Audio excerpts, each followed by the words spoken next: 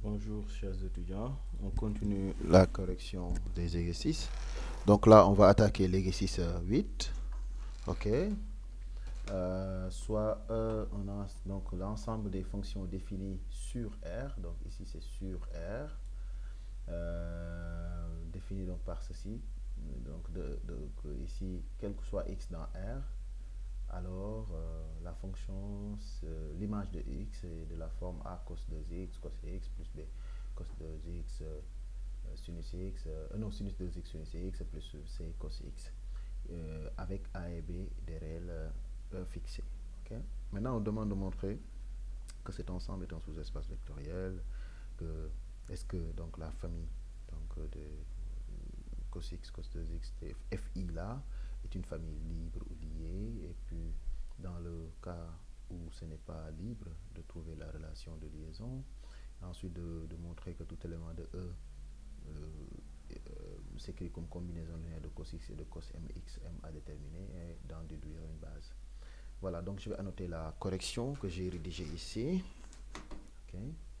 Donc là, pour montrer que E est un sous-espace vectoriel, il y a plusieurs manières. La plus simple, c'est de montrer que juste que E est engendré par un système de vecteurs. Donc ici, on voit nettement que E, si vous regardez bien la manière dont les éléments s'écrivent, vous voyez bien que tout élément F euh, appartenant, donc quel que soit F appartenant à E, nous avons F de x égale à A cos 3x cos x plus B sinus, non pas 3x, 2x, donc 2x sinus x plus C cos x. Donc vous voyez bien, tout élément est combinaison linéaire de ces trois vecteurs qui sont dans E, ok, parce que des applications définies sur R.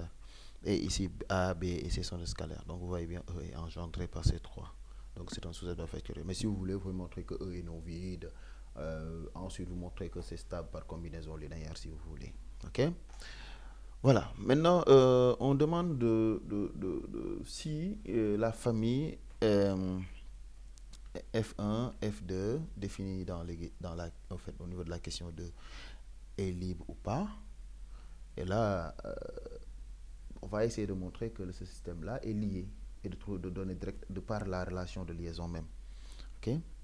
Voilà. Donc ici, on peut faire quelques remarques que nous avions vues. Donc en regardant un peu la manière dont F1 est défini F2, on serait tenté de vouloir décomposer ceci. Quand on a cos cos, on peut décomposer ça en somme de cosinus, si parfois c'est possible, euh, et aussi pour le sinus. En fait, que ça ne soit pas trop moche en fait aussi. Voilà, parce qu'il suffit juste que l'un soit la solution de A plus B sur 2 et l'autre, en fait, que ça soit égal à A moins B sur 2. Donc, avec A et B, donc les éléments à chercher. Donc, ce qui est même rappelé ici.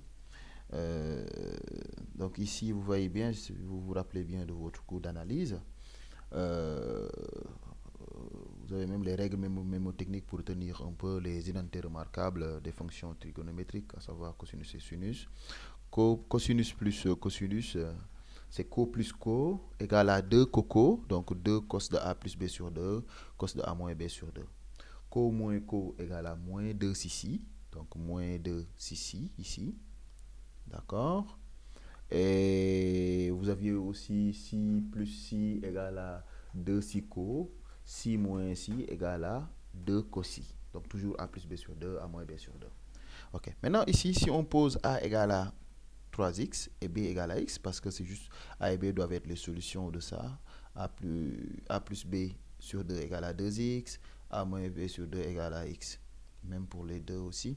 Donc on remarque que si on pousse là, on aura cos 3x plus cos x égale à 2 cos 2x cos x. Donc égale à 2, euh, 2f1. Et maintenant, à chaque fois, quand même, il faut rappeler quel que soit x dans R. Ou bien on dit en haut soit x dans R. C'est un élément quelconque, ok? Virgule. Ici aussi, c'est vrai, quel que soit x, c'est important. Voilà, bon, pour l'autre aussi, lorsqu'on fait cos 3x moins cos x, ça nous fait moins 2 sinus 2x parce qu'on aura 3x plus x, ça fait 4x sur 2, ça fait 2x. Et sinus x, pourquoi? Parce que ça fait 3x moins x sur 2, ça fait x, qui est égal donc avec le moins devant, donc 2 f1. Et donc, lorsqu'on fait la différence de ces deux équations-là, on trouve 2 cos x égale à 2f1 plus 2f2. D'accord? Parce que ici, vous voyez, cos 3x moins cos 3x, c'est 0. Cos x moins cos x, ça fait donc cos x plus cos x, ça fait 2 cos x. Et donc 2f1 2f1x moins 2f2x, donc ça fait plus 2f2x. Et là, vous factorisez les deux, vous les simplifiez. Et il va rester tout simplement f3 de x, parce que c'est cos x, naturellement, égal à f1x plus f2x. Donc la famille est liée. Et la relation de liaison, elle est là. Ok. Voilà, elle est là. Donc on a fait une pierre deux coups. Et la dernière question, c'était de montrer que encore, voilà, que tout élément f de E, voilà, peut se mettre sous la forme donc donnée ici, f de x égale à cos x plus b cos mx, m a un entier naturel à déterminer. Je pense ici, voilà. Donc ah non, c'est pas ici. Voilà, c'est là. Donc soit f un élément de E.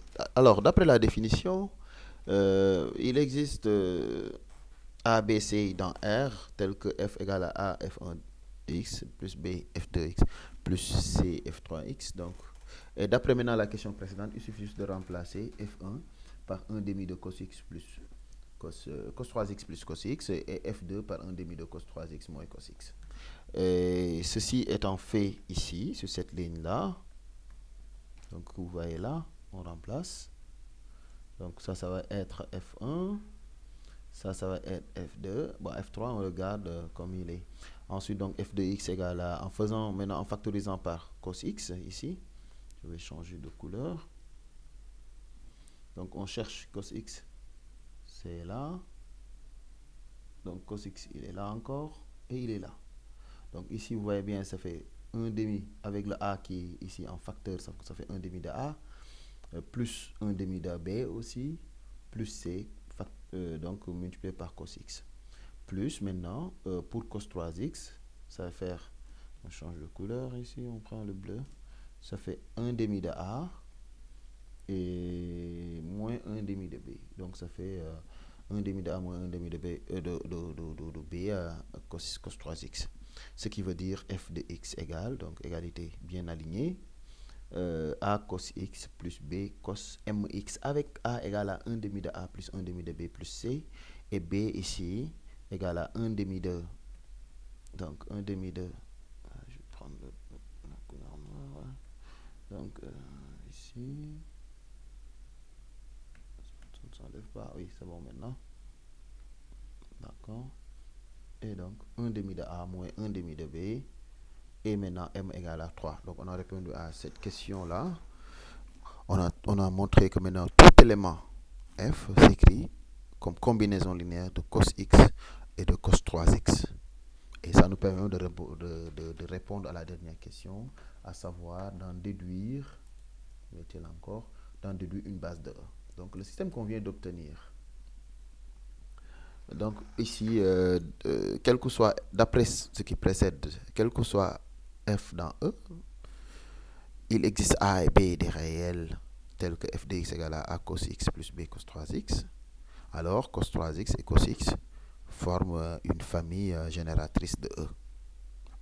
Donc vous voyez la famille génératrice qu'on avait au départ, ce qui était des cos 2x, cos x, sinus 2x, sinus x et cos x, et n'était pas libre, elle était liée. Maintenant, on a une nouvelle famille qui engendre le même espace. Peut-être que c'est une base, sinon on peut y extraire une base. Ok, voilà. Donc, c'est une famille donc génératrice de E, donc on peut y extraire une base de E. C'est là, d'accord? Soit AB, donc des réels. Je vais essayer de gommer ici. AB, donc deux réels. tel que a cos x plus b cos de x égale à 0, virgule, quel que soit x dans R. Et donc, comme c'est vrai, quel que soit x dans R, alors que les a et b ne dépendent pas de x, on va essayer de prendre des valeurs particulières de x pour les choper, c'est ça. Et donc, ici, si x égale à 0, on aura a cos de 0 plus b cos de 0, parce que 3 fois 0 égale à 0. Il ne faut pas oublier ça. Voilà. Donc, c'est cos de 3x, attention. Et donc, cos de 0 étant égal à 1, donc ça fait a plus b égale à 0. Maintenant, ici, si on fait tomber un facteur, on peut gagner. Soit on prend pi sur 2 pour le cosinus, ça fera 0. Et puis, il va nous rester b fois quelque chose de non nul. Mais pi sur 2, 3 pi sur 2. Après, il faut chercher sur le cercle unité. Mais bon, plus simple, on va prendre x égale pi sur 6. Si x égale pi sur 6, on aura cos de pi sur 6, c'est racine de 3 sur 2. Donc, on aura racine de 3 sur 2 fois a.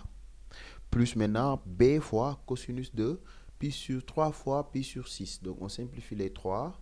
Il va rester pi sur 2. Et cos de pi sur 2, bah tiens, ça donne 0. Ce qui fait que racine 3a égale à 0.